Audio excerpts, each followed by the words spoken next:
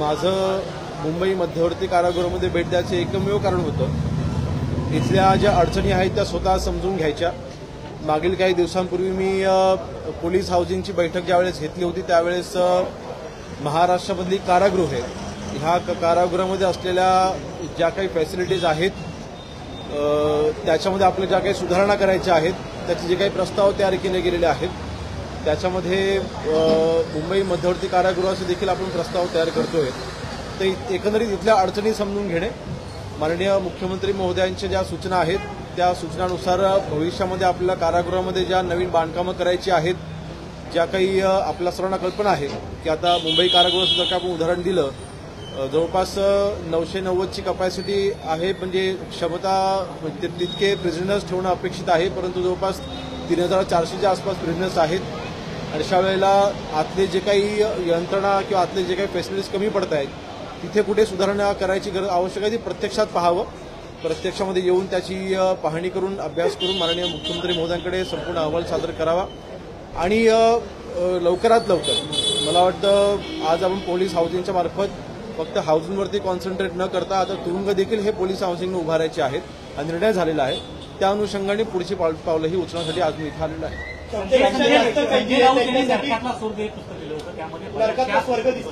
बऱ्याचशा समस्या त्या पुस्तकातून मांडल्या गेलेल्या आहेत, अनेक ज्या असुविधा आहेत त्यामध्ये मांडल्या गेलेल्या आहेत, काय सुधारणा केल्या जाणार आहेत?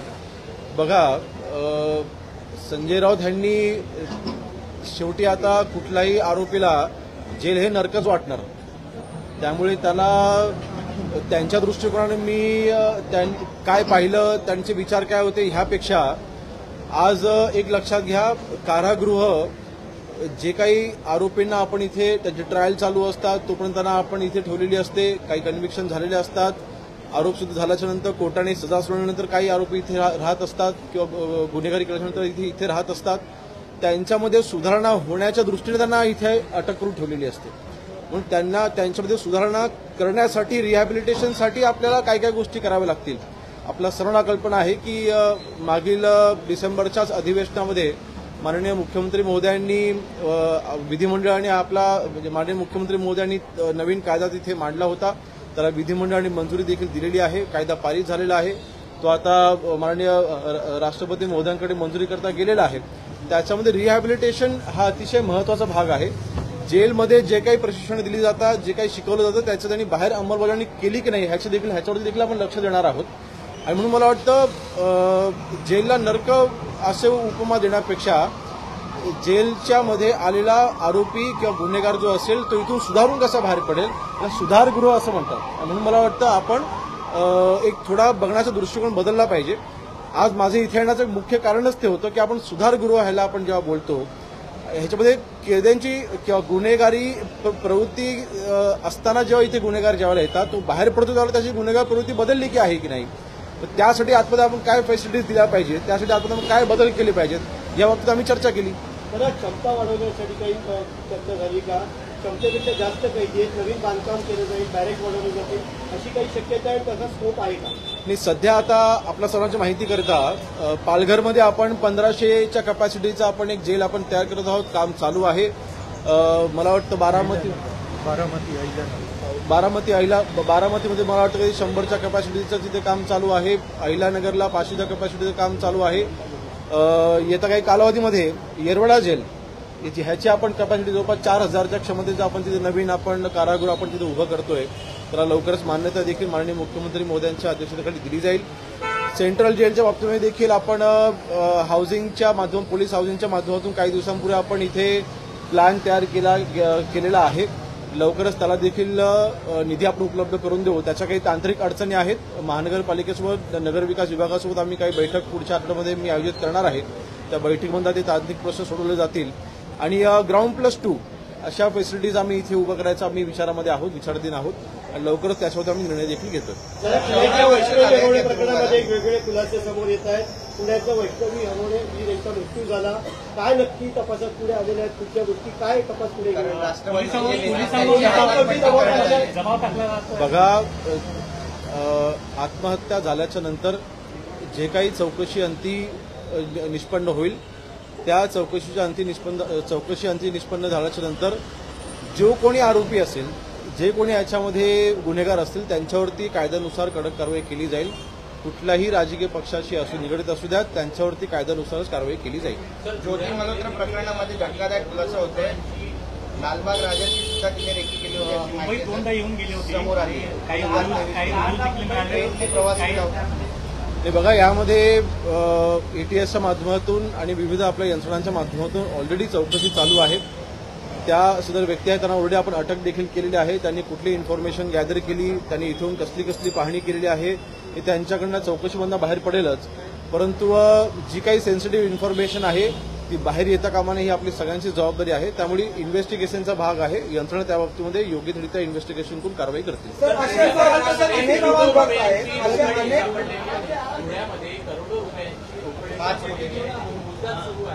आणि ती शासकीय विश्रामगृहामध्ये सापडली आणि ज्या एसडीएस आहेत अरविंद खोतकर यांच्या रूममध्ये ती सापडलेली आहे. नाही, आपणच म्हणताय ते शासकीय विश्रामगृहामध्ये सापडलेले आहे. शासकीय विश्रामगृह काय कुठल्या आमदारांचं किंवा मंत्र्यांचं किंवा कुठल्याही लोकप्रतिनिधींचं नसतं. तिथे तात्पुरतं फक्त वास्तव्याकरता आम्ही तिथे जात असतो की कोणी तिथे जात असतो. मला वाटतं चौकशी पूर्ण होऊ द्यात. नक्की कोणी तिथे आणले होते, कोणासाठी आणले होते, हे चौकशी आणि तिथे निष्पन्न होईल. जो कोणी आरोपी असेल, जो कोणी याच्यामध्ये ज्यांची इन्व्हॉल्वमेंट असेल त्यांच्यावरती कारवाई होईल. पण समितीवर प्रश्नचिन्ह उपस्थित होत आहे. 2 दिवसापूर्वी मुख्यमंत्र्यांनी आपल्याला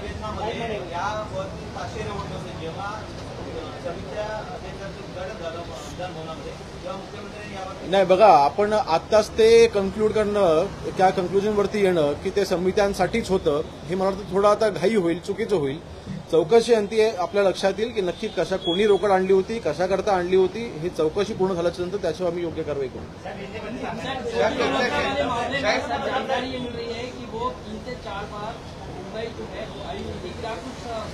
देखिए, अभी तक इन्वेस्टिगेशन चालू है. वो जो व्यक्ति है जहां पे गई थी वो अभी उनको अरेस्ट किया गया है. एक बार इन्वेस्टिगेशन जब पूरा हो जाएगा, ये बहुत ही सेंसिटिव इन्फॉर्मेशन है तो मेरे ख्याल से इसका हम पब्लिकली डिस्कशन नहीं कर सकते. लेकिन बिल्कुल हमारी जो यंत्रणाएं है वो अलर्ट है. इन्वेस्टिगेशन राइट डायरेक्शन में जा रहा है.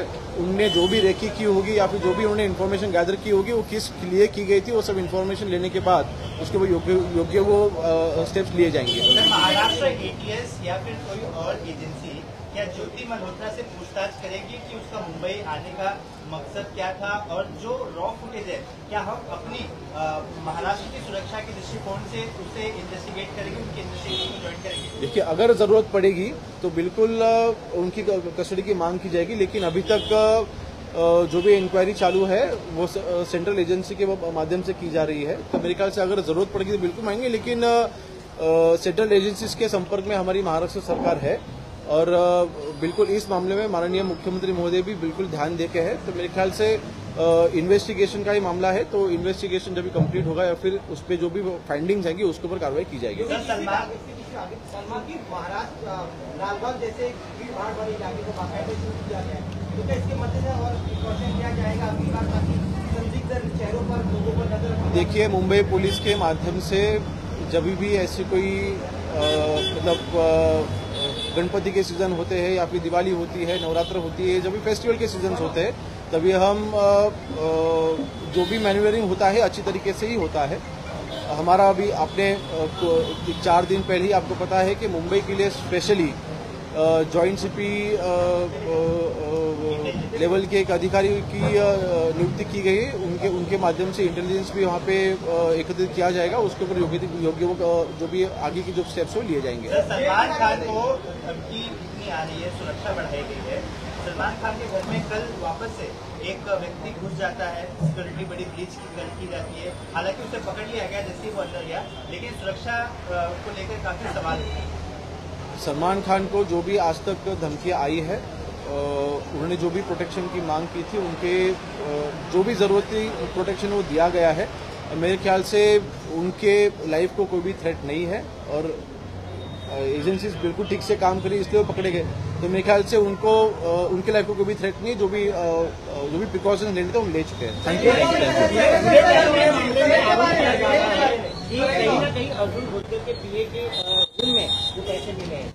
देखिए, वो रेस्ट हाउस है, वो गवर्नमेंट रेस्ट हाउस है, वो किसी की ओनरशिप नहीं है. जो भी वहाँ पे कैश बरामद हुई है वो इन्वेस्टिगेशन कंप्लीट होने के बाद जो भी इसमें इन्वेस्टिगेशन में कंक्लूड होगा उसके ऊपर कार्रवाई की जाएगी। Thank you.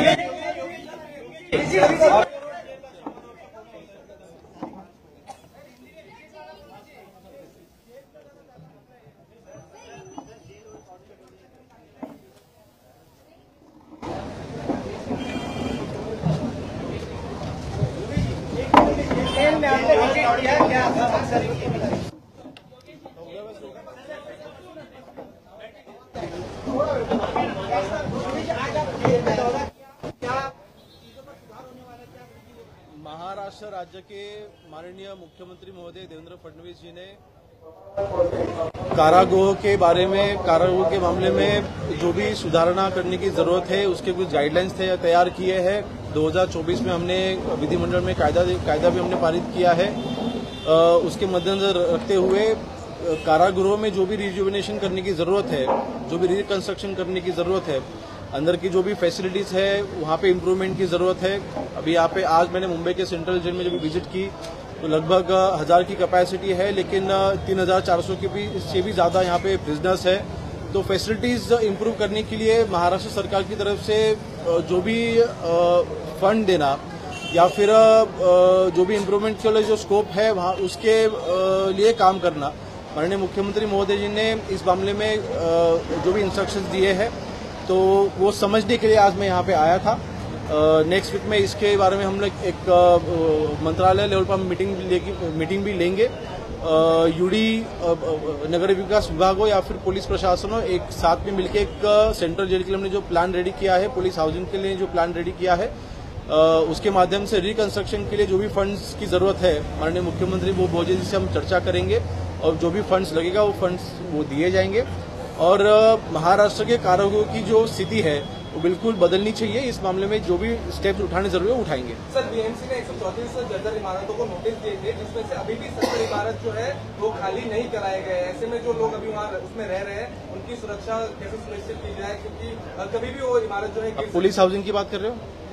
नहीं, वो नगर विकास विभाग का जो भी है वो विषय है उसको वो हैंडल कर लेंगे। बांग्लादेशी रोहिंग्या पे लगातार कार्रवाई की जा रही है, ऐसे में जेल ओवर क्राउडेड ऑलरेडी है। ऐसे प्रिजनर्स को कैसे कंज्यूम किया जाएगा, उनके लिए डिटेंशन सेंटर बनाने की बात की जा रही थी, तो उसको लेकर क्या? हमने टेम्पररी अभी डिटेंशन सेंटर हमें रेडी किया है, कुछ दिन में वो एक्टिव भी होगा, लेकिन परमानेंट डिटेंशन सेंटर मुंबई जैसी फैसिलिटी में होना चाहिए। इसलिए माननीय मुख्यमंत्री मोदी जी ने आदेश भी दिए हैं, जगह भी हमने ऑलमोस्ट अभी फाइनल किए हैं। तो उसके कंस्ट्रक्शन के लिए जो भी फंड की जरूरत है वो प्रस्ताव अभी जब भी शासन के पास आएगा तो हम उसको फंड देंगे, वो नए डिटेंशन सेंटर हम रेडी करेंगे। एका महिला युट्यूबरला देशद्रोहाच्या गुन्ह्याखाली अटक केलेली आहे।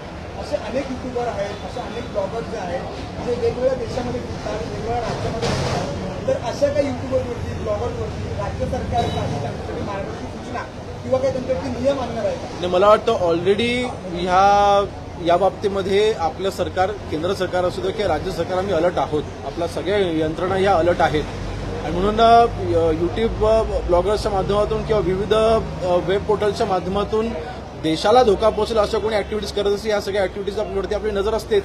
त्यामुळे असं कोणी आपल्या नजरेकडनं सुटणार नाही. धन्यवाद.